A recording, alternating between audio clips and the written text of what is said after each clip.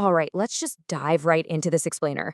We're about to go on a pretty wild journey into the hidden potential of the human mind. We go through life basically treating our waking existence as the only reality that actually matters. But what if I told you there is an entirely different universe waiting for you every single night? Literally, a universe where the normal laws of physics just do not apply, and where you are entirely in the driver's seat. To put things in perspective, we spend a staggering 121 days a year asleep. Think about that for a second.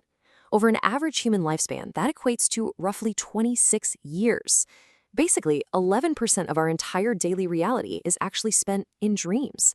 We are, undeniably, a species of dreamers. Yet, while we've totally mastered things like cooking, exercise, basic human needs, most of us leave our dream lives completely up to chance. So, I want you to actually stop and look around you for a quick second. Seriously, look around. Feel the temperature of the room. Look at the light. If I could prove to you right now, without a shadow of a doubt, that you are dreaming at this exact moment, how would you feel? Would you be completely startled, disbelieving? Well, this is the exact kind of profound, mind-bending realization we're exploring today. We're unlocking the secrets of Daniel Love's comprehensive book, Are You Dreaming? This text treats the mastery of your dream world as the ultimate life hack, and honestly, an incredible adventure. We're going to learn how to capture the bare essentials of this book in 8 minutes or less, totally transforming you from a passive observer of your sleep into an active explorer of your own mind. Now, the absolutely crucial point here is that this isn't just a vivid dream. A lot of people mistake a really memorable dream for a lucid one. But true lucid dreaming, it's literally waking up inside the dream itself, with full awareness and your critical thinking totally intact. It is knowing, without a doubt, that the world you're standing in is a construction of your own mind, which then allows you conscious control over the whole environment. And questioning reality in our sleep, it isn't some modern internet fad. It's actually a profound human pursuit stretching way back through history. I mean, all the way back in the 4th century BC, Aristotle noted that consciousness can exist in sleep. Fast forward to 1867, and the Marquis de Hervey de Saint-Denis published the very first modern findings, proving it was a learnable skill. And then by the 1980s, pioneers like Dr. Stephen LaBerge brought lucidity squarely into modern science. So to begin your training, you've got to start with the bare essentials. Keep a dream journal to spot what are called dream signs. These are basically the fluid, unstable fingerprints of your mind that signal you are actually asleep. Because the waking world is stable, right? But dreams, they're super unstable. You might suddenly travel back in time, feel unusually strong emotions out of nowhere, encounter malfunctioning devices, like a digital watch acting crazy or a stuck lock, or just experience sudden, totally inexplicable scene shifts. But recognizing these signs is really only half the battle. You absolutely have to make reality testing a daytime habit. I mean, you can't expect to magically test your reality in your sleep if you don't even do it while you're awake. So throughout your day, seriously ask yourself, am I dreaming?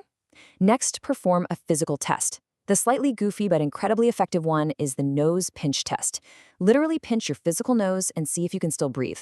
Finally, logically evaluate that result. Because if you're actually sleeping in bed, your dream body will still be able to draw breath right through those pinched nostrils. It's a total game changer that bridges the gap into your dream world. As you cross the threshold into advanced techniques, you're going to encounter 2 main paths to lucidity. First up is DILD, or Dream-Initiated Lucid Dream. This adds consciousness to an existing dream, where your awareness just sort of switches on mid-dream.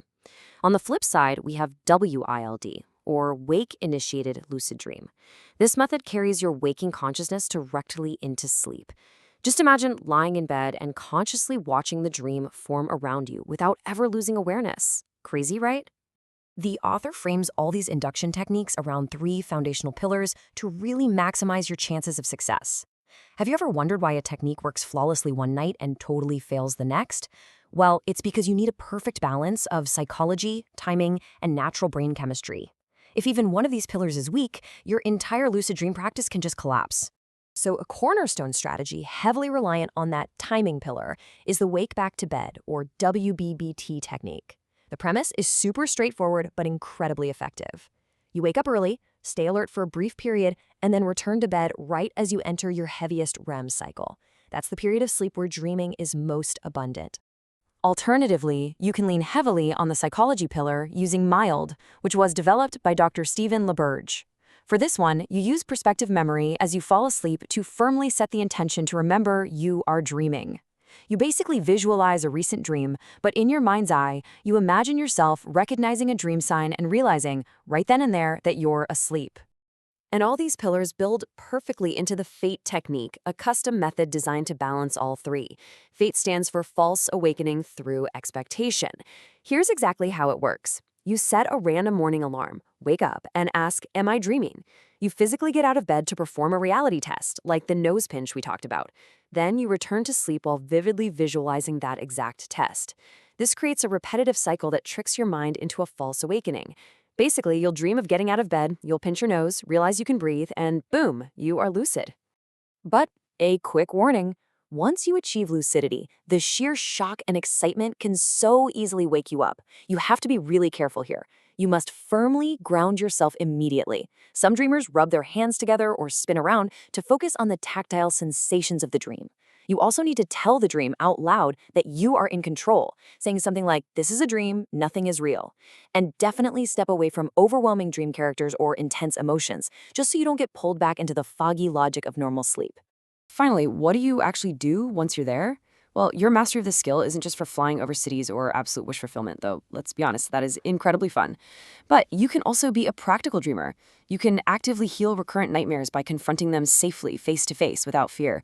You can rehearse difficult real-life conversations, tap into deep nostalgia and memories, or even solve complex waking problems in a completely consequence-free virtual reality.